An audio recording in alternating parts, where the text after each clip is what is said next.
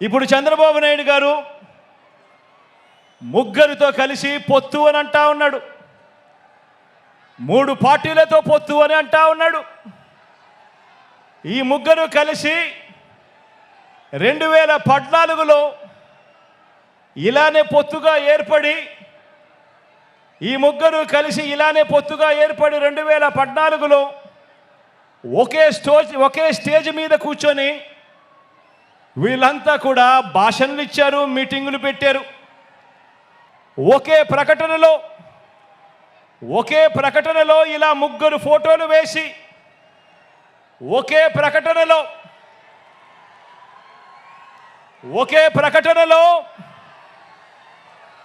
ఇలా ముగ్గురు ఫోటోలు వేసుకొని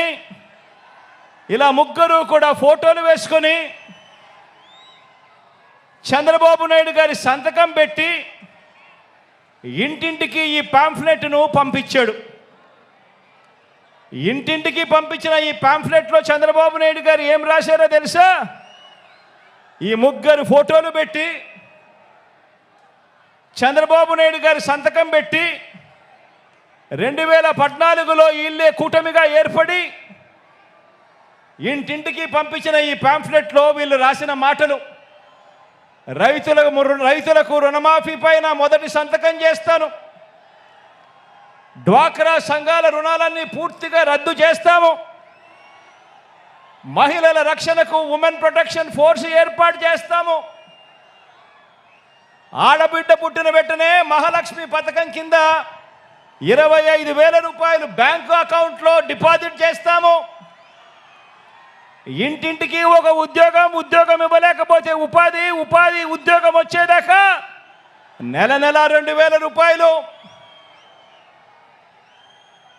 నిరుద్యోగ భృతిగా ఇస్తాము, 10,000 కోట్లతో బీసీ సప్లాను,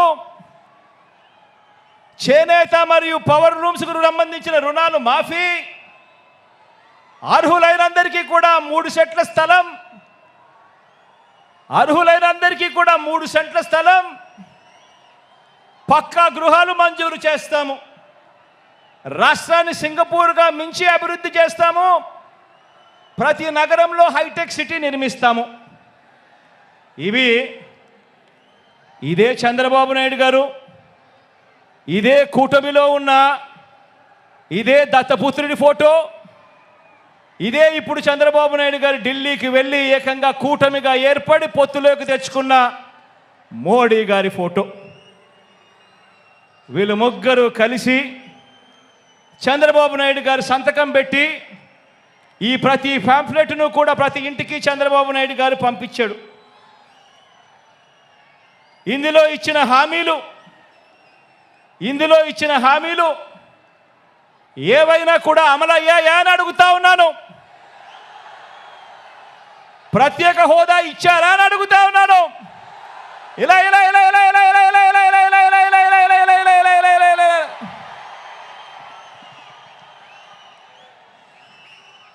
మరి ఇవి గతంలో చేయకుండా మరి పొత్తులో వీళ్ళంతా కూడా భాగమై ఈ మాదిరిగా మీటింగులు పెట్టి మేనిఫెస్టో అని చెప్పి మేనిఫెస్టోలో ఇవన్నీ పెట్టి పాంఫ్లెట్లుగా ఇవన్నీ చేసి ఏకంగా చంద్రబాబు నాయుడు గారి సంతకం పెట్టి ప్రతి ఇంటికి కూడా ఈ మాదిరిగా పంపించి మరోసారి ఇదే డ్రామాను, ఇవే పొత్తులు, మరోసారి ఇలాంటివే ఇంతకన్నా ఎక్కువ హామీలు ఇస్తూ మరోసారి మోసం చేసేందుకు ఈరోజు మళ్ళీ చంద్రబాబు నాయుడు గారి పొత్తుల డ్రామాతో మళ్ళీ ఈరోజు మీ అందరి ముందుకు వస్తూ ఉన్నారు. ఆలోచన చేయమని అడుగుతా ఉన్నా. చంద్రబాబు నాయుడు గారు చూపిస్తా ఉన్న ఈ పొత్తులతో ఎవరికైనా కూడా ప్రయోజనం కలిగిందా అని చెప్పి ప్రతి ఒక్కరూ కూడా ఆలోచన చేయమని అడుగుతా ఉన్నాను. ఇలా 2 చేతులు పైకెత్తి ఇలా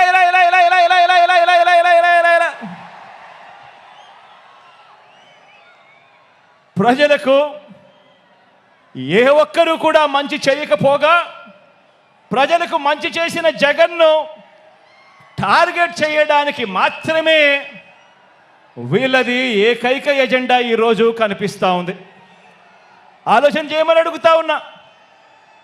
చంద్రబాబు నాయుడు గారికి అధికారం ఎందుకు కావాలి అని అంటే ప్రజలకు మంచి చేయడం కోసం కాదు, ఎన్నికల మేనిఫెస్టోలో చెప్పింది చేయడం కోసం కాదు. చంద్రబాబు నాయుడు గారికి అధికారం ఎందుకు కావాలి అని అంటే కారణం ఆ అధికారంతో ప్రజలను దోచుకునేందుకు పంచుకునేందుకు మాత్రమే చంద్రబాబు నాయుడు గారికి అధికారం కావాలి.